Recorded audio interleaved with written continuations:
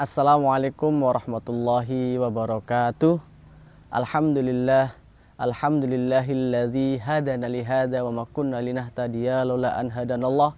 Asyhadu an la ilaha illallah wahdahu la syarikalah wa asyhadu anna Muhammadan abduhu wa rasuluhu la nabiyya wa la rasula ba'da.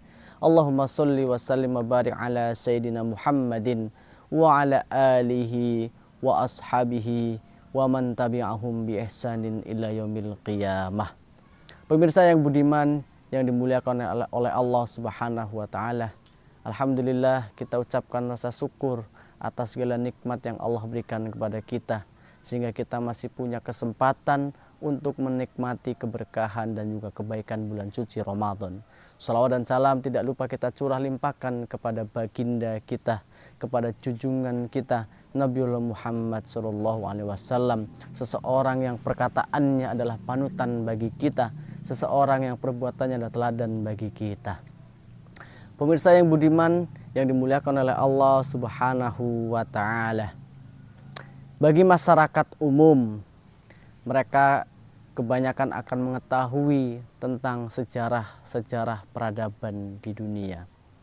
Mungkin mereka ketika ditanyakan apa saja kemudian peradaban yang ada di zaman dahulu, mungkin mereka akan menjawab ada India kuno, ada Mesir kuno, ada Yunani kuno, ada Romawi, ada Persia, dan mungkin peradaban-peradaban lain yang diketahui oleh masyarakat umum. Atau mungkin juga sebagian juga akan mengenal atau akan menyebutkan adanya peradaban Islam. Pemirsa yang budiman yang dimuliakan oleh Allah Subhanahu wa taala, bicara tentang peradaban, kita ambil beberapa contoh yang kemudian diketahui oleh masyarakat umum tentang peradaban yang ada pada zaman dahulu. Ada mungkin Yunani kuno, ya. Pada zaman Yunani kuno ini dikenal banyak sekali para pemikir, para filosof, ya. Kita mengenal atau mungkin kebanyakan mengenal ada Socrates, ada kemudian Aristoteles dan lain sebagainya. Yang menjadi pertanyaan adalah apakah kemudian peradaban Yunani kuno itu yang diinginkan oleh dunia, yang diinginkan oleh kehidupan, atau secara khusus yang diinginkan oleh umat Islam? Apakah kemudian peradaban seperti itu? Kita mengetahui sisi lain dari Socrates dan juga yang lainnya pada waktu itu adalah mereka adalah para pemikir yang terpinggirkan, yang kemudian terasingkan dari masyarakat, bukan sebagai sosok yang menjadi pemimpin atau menjadi sosok yang mengajarkan masyarakat. Sebagaimana kemudian ketika Islam pada waktu itu mempunyai banyak sekali para pendidik yang kemudian mengajarkan ilmunya kepada masyarakat. Sehingga kemudian apakah peradaban seperti itu yang kemudian diinginkan oleh kehidupan? Apakah kemudian peradaban seperti itu yang diinginkan oleh dunia? Atau mungkin secara khusus apakah diinginkan oleh umat Islam? Tentu tidak. Ada juga kemudian kita mengenal mungkin ada Romawi, ya. Kita tahu di situ secara bangunan ada satu gedung yang sangat terkenal, ya, Colosseum. Yang kemudian sejarah yang bisa kita baca adalah bahwa tempat itu adalah tempat di mana para masyarakat, ya, para orang-orang yang dianggap mulia pada waktu itu, apakah itu laki-laki, perempuan atau anak-anak, kemudian menonton budak dicabik-cabik oleh singa, oleh harimau, ya. Apakah kemudian peradaban seperti itu yang diinginkan? Bukankah itu adalah contoh masyarakat yang sakit, menikmati dengan senang hati orang dicabik-cabik, budak dicabik-cabik, tapi menjadi tontonan di kehidupan masyarakat oleh laki-laki, oleh perempuan, oleh anak-anak, ya. Meskipun kemudian memiliki bangunan yang megah seperti itu, yang kemudian orang kenal dengan Colosseum, tapi apakah peradaban seperti itu yang kemudian diinginkan oleh umat Islam secara khusus? Kemudian yang berikutnya, Romawi juga kemudian memiliki satu kebiasaan mencekik masyarakatnya dengan pajak, hingga kemudian masyarakatnya itu merasa tidak nyaman hidup dengan kehidupan yang ada pada waktu itu. Mereka tidak nyaman dengan kehidupan yang diatur oleh agama mereka sendiri pada waktu itu. Sehingga kemudian lahirlah sekularisme dari dunia barat, Eropa, Romawi pada waktu itu. Apakah kemudian peradaban seperti ini yang diinginkan, yang diharapkan oleh umat Islam? Tentu tidak. Kemudian kita mengenal ada peradaban selain Yunani, Romawi, ada juga Persia, ya. Ada juga Persia. Persia ini adalah salah satu imperium kekaisaran yang kemudian pada akhirnya ditaklukkan oleh umat Islam pada zaman Sayyidina Umar bin Khattab radhiyallahu anhu. Salah satu kemudian yang diutus pada waktu itu kepada panglima Persia yang bernama Rustum adalah sahabat Rifqi bin Amir, ya. Rifqi bin Amir, ya. Kemudian bertemu dengan panglima Rustum. Beberapa yang dikatakan oleh sahabat utusan bagi umat Islam ini kepada panglima Persia Rustum adalah dengan kemudian mengatakan bahwa datangnya kami ke sini adalah ingin kemudian menjadikan ibadah itu kepada Allah Subhanahu wa taala, kepada Tuhan Allah Subhanahu wa taala, bukan kepada hamba. Dan juga ingin mengeluarkan dari kegelapan kepada cahaya Islam, dan juga kemudian ingin menyebarkan agama Islam ini. Dan juga kemudian yang paling penting, salah satu kalimat yang diungkapkan pada waktu itu kepada Panglima Rustum adalah, kami datang ke sini karena kezoliman yang dilakukan oleh kalian sendiri. Sehingga kemudian Panglima Rustum ketika dia mengingat apa yang kemudian telah dilakukan oleh mereka-mereka, ya. Jadi Panglima Rustum ini sering kemudian datang ke kampung Persia sendiri, ya. Mereka kemudian di situ merampok, mengambil harta dari masyarakatnya sendiri, memperkosa wanita-wanita yang ada. Sehingga kemudian Rustum berpikir, benar juga apa yang kemudian dikatakan oleh Arab, ya, bahwa kita ternyata zolim kepada masyarakat sendiri. Pertanyaannya adalah, apakah kemudian peradaban seperti ini yang diinginkan oleh umat Islam, ya. Kemudian di situ di Persia ada namanya Kisra, ya, seperti kaisar begitu, ya.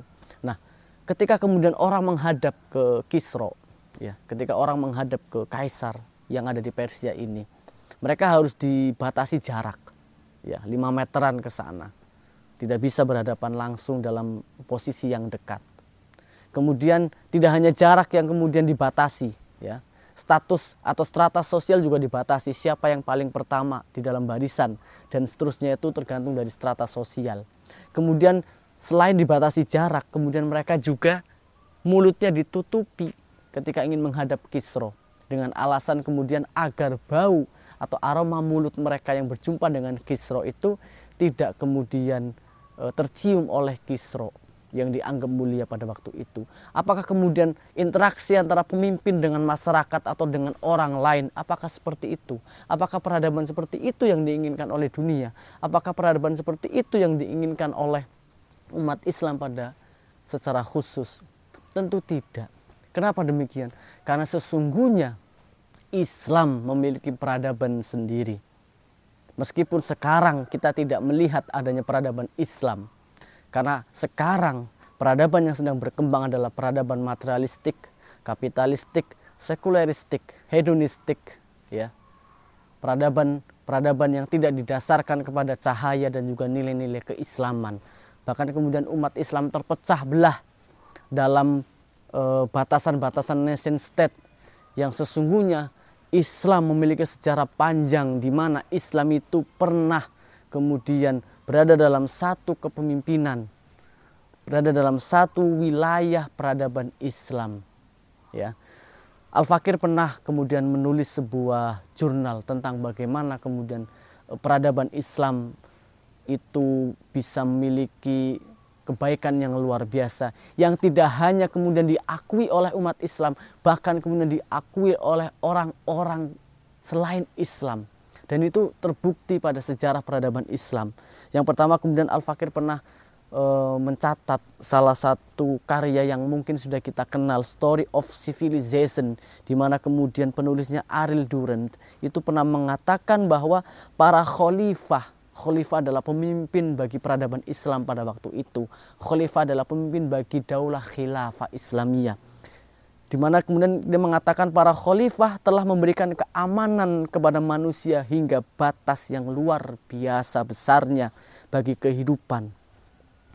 Kemudian para khalifah itu juga telah menyediakan berbagai peluang untuk siapapun yang memerlukan dan memberikan kesejahteraan selama berabad-abad dalam wilayah yang sangat luas. Fenomena seperti ini, adanya khilafah Islamiyah pada waktu itu, belum pernah tercatat dalam sejarah di zaman kemudian yang ada selama ini.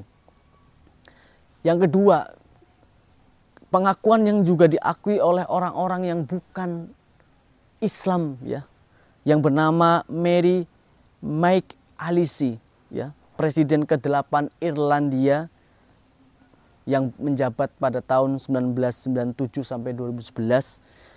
Dia juga adalah seseorang yang menjadi delegasi Gereja Katolik Episkopal untuk Forum Irlandia Baru pada tahun 84. Kemudian dia juga adalah anggota delegasi Gereja Katolik ke North Commission on Continuous Paradise pada tahun 96. Dalam pernyataannya, mantan Presiden Irlandia ini yang ke-8, Mary McAleese, mengatakan bahwa dia mengatakan Sultan Otonom atau Khalifah pada zaman Khilafah Utsmani mengirimkan 3 buah kapal yang penuh dengan bahan makanan melalui pelabuhan-pelabuhan Irlandia di Drogheda. Bangsa Irlandia tidak pernah melupakan inisiatif kemurahan hati ini. Selain itu, kita melihat simbol-simbol Turki pada seragam tim sepak bola kita. Karena memang pada waktu itu ada fenomena yang disebut dengan The Great Famine pada tahun 1847 yang melanda kelaparan di Irlandia. Ya. Kemudian ada peran dari Khilafah Utsmaniyah atau peradaban Islam pada waktu itu. Ya. Ini adalah pengakuan, segelintir kecil pengakuan orang-orang barat, orang-orang non-Islam terhadap peradaban Islam. Yang sesungguhnya ketika kita mempelajarinya, ketika kita menyadarinya bahwa peradaban seperti inilah yang kemudian seharusnya diinginkan dan juga diwujudkan bagi umat Islam. Umat Islam mempunyai identitas, umat Islam memiliki peradaban sendiri. Umat Islam tidak seharusnya kemudian dia berada di dalam peradaban-peradaban sekularistik seperti sekarang ini. Umat Islam tidak seharusnya berada di dalam peradaban-peradaban materialistik, kapitalistik, hedonistik seperti sekarang ini. Umat Islam memiliki jati diri. Umat Islam sesungguhnya memiliki karakteristik peradaban yang kemudian pada waktu itu dikenal dengan Khilafah Islamiyah, yang kemudian diakui oleh berbagai macam orang-orang yang bukan Islam itu sendiri. Kemudian juga ketika Al-Fakir membaca kitab Min Rawa'i Hadrotina karya Dr. Mustafa As-Sibai, di situ kemudian Al-Fakir menemukan banyak sekali ungkapan-ungkapan yang itu diambil dari orang-orang barat sendiri. Kemudian di situ dikatakan bahwa ada seorang bernama Jacques C. Resister yang dia mengatakan tentang peradaban Islam, memberikan komentar tentang peradaban Islam. Selama 500 tahun Islam menguasai dunia dengan kekuatannya, ilmu pengetahuan dan peradaban yang tinggi kemudian lahir. Maka kemudian Barat sesungguhnya, ya, Barat pada waktu dia mengalami the Dark Age, masa kegelapan, disitulah kemudian the rising star of Islam. Islamlah kemudian yang berjaya, yang memiliki peradaban pada waktu itu dalam kerangka Khilafah Islamiyah. Mereka memiliki peran yang begitu besar terhadap dunia.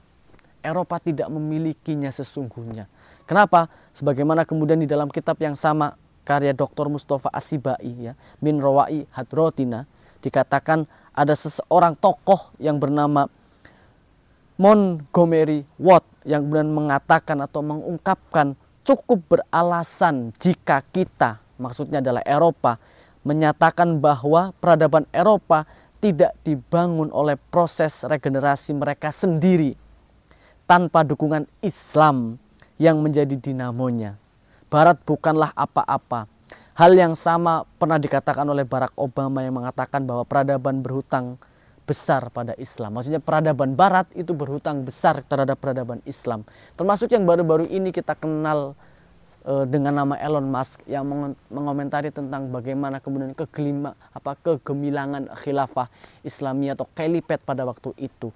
Nah, sebenarnya masih banyak sekali hasil-hasil penemuan yang luar biasa tentang peradaban Islam yang itu diungkap oleh dunia Barat dan diakui oleh dunia Barat itu sendiri, sehingga kemudian tidak salah ketika peradaban Islam itu melahirkan berbagai macam tokoh yang kemudian diakui oleh dunia. Ibnu Sina kita kenal, Al-Farabi kita kenal, Al-Khawarizmi, Jabir bin Hayyan, Ibnu Firnas, Al-Kindi, Thabit bin Qura, dan penemu-penemu Islam dan juga tokoh-tokoh Islam lainnya yang berada pada peradaban Islam pada waktu itu, yang berada dalam lingkungan khilafah Islamiyah pada waktu itu, yang diakui oleh dunia. Tidak hanya dunia Islam, tapi diakui oleh dunia-dunia Barat. Para pemirsa yang budiman yang dimuliakan oleh Allah Subhanahu wa Ta'ala, sehingga kemudian sesungguhnya kita ketika membaca sejarah-sejarah seperti ini, kita dituntut untuk mengembalikan kembali back to Islam, melanjutkan kembali kehidupan atau peradaban Islam yang sesungguhnya, yang sejatinya itu dituntut untuk kemudian kita mewujudkannya, menerapkannya. Lalu pertanyaannya adalah bagaimana kemudian kita melihat peradaban Islam itu sendiri. Peradaban atau hadoroh adalah majmu'atul mafahim anil hayah, adalah sekumpulan pemahaman tentang kehidupan. Sehingga kemudian secara sederhana, ketika kemudian kita ingin kembali kepada peradaban Islam yang luar biasa, adalah dengan kita kemudian menjadikan semua pemahaman aturan-aturan Islam tentang kehidupan dijadikan sebagai pedoman dalam semua sektor kehidupan, diterapkan dalam semua kehidupan kita.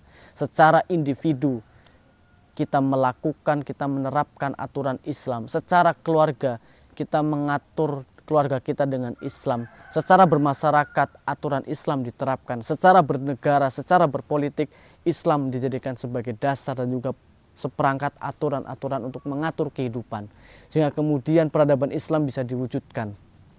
Islam mempunyai sistem ekonomi, Islam mempunyai sistem politik, Islam mempunyai sistem sosial, Islam mempunyai sistem pendidikan, Islam mempunyai sistem peradilan atau hukum dan lain sebagainya. Semuanya ada di dalam Islam karena memang Islam telah terbukti pernah kemudian menjadi sebuah peradaban yang besar, menjadi sebuah peradaban yang luar biasa yang diakui oleh seluruh dunia.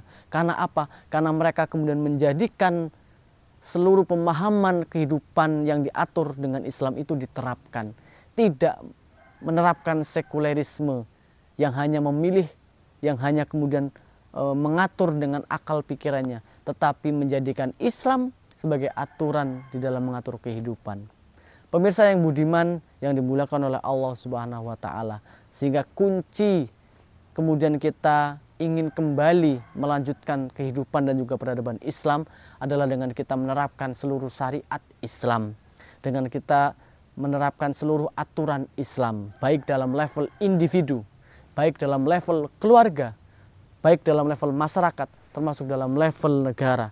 Sehingga kemudian ketika seluruh aturan Islam ini diterapkan, maka kemudian rahmatan lil alamin benar-benar akan kita dapatkan. Ketika aturan Islam ini diterapkan, maka kemudian ada entitas kekuasaan politik yang itu memang menjadi aturan Islam berupa khilafah Islamiyah, menjadi bagian yang tidak terlepas dari peradaban Islam. Disitulah kemudian nanti akan lahir pola kehidupan masyarakat Islami. Amar ma'ruf nahi mungkar akan kemudian berkembang secara alami di masyarakat. Pendidikan Islami akan berkembang di tengah-tengah masyarakat.